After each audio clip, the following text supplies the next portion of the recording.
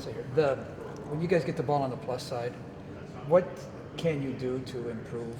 I don't want to know what you did. I want to know what going forward, what you need to do to improve.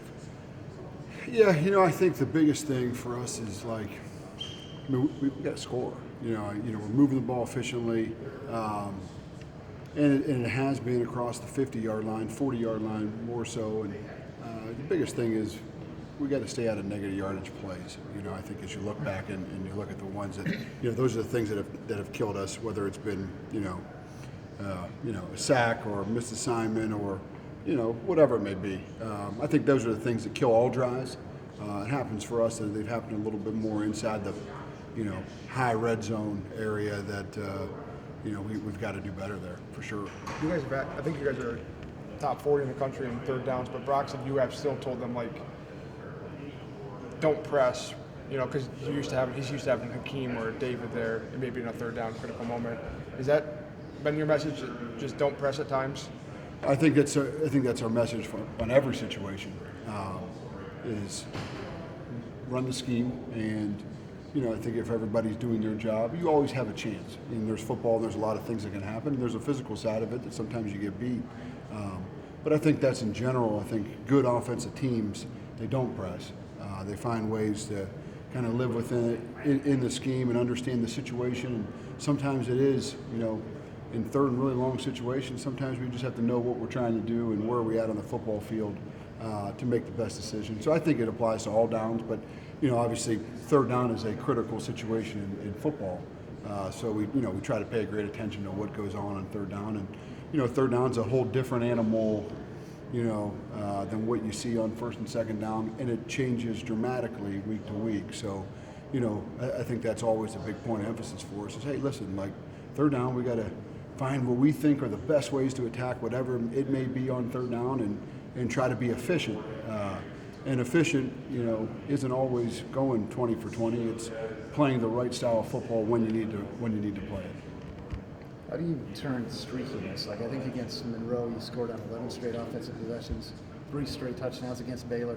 How do you turn that into consistency? Because that probably helps solve the problems as you get onto the plus side of the field too. Well, I think you always want streaks.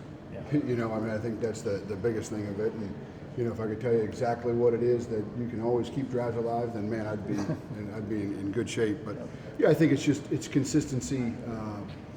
Like in everything in football, it's consistency. It's always being on top of it, and sometimes it's maybe making sure we get the right check or whatever it may be. I think we just got to do a great job of putting our best foot forward and trying to get drives going all the way into the end zone. What's the biggest thing TCU does that makes things tough on offenses? It seems like a lot of teams maybe try to get the ball out quick and that sort of thing. Well, I think they do everything well. I think they have good players. I think they're extremely well coached. I think they have really good scheme, and really they do a great job. They cover guys really well. I think they've been in that defense for such a long time that they know hey, this isn't working, do this. I think they know their answers to what they're doing. And I just think that they're tremendously well coached. I think that they obviously can apply a lot of pressure with just their 4 guys, but they can also blitz and apply pressure. And I think they do a really good job of covering people, both in man coverage and in zone coverage. I think they do a really good job. What's a potential crappy field do? Yeah, it slows everybody down. I think it makes you think about what plays you run. I think that's always part of, the weather side of it. And obviously here, I think that's something that we always think it's going to rain. Yeah. And so I always just plan it's going to rain and then, kind of go from there. Yeah. Or whatever, sleet, whatever happens around here. But lightning delays. But no, I do. I think it affects you. And it affects everybody in a different way. Yeah, I think it affects each defense a different way, and really it affects each player a different way that sometimes you aren't really aware of. Maybe a guy cuts harder than another guy, or sometimes it shows your fundamentals in a negative way. So I think you have to be mindful of what plays you run, when you run them, where on the field maybe you run them. I think always a big part is finding out where it's really bad on the field. But yeah, it affects pretty much everything, and then it also affects the managers making sure they got a lot of dry footballs.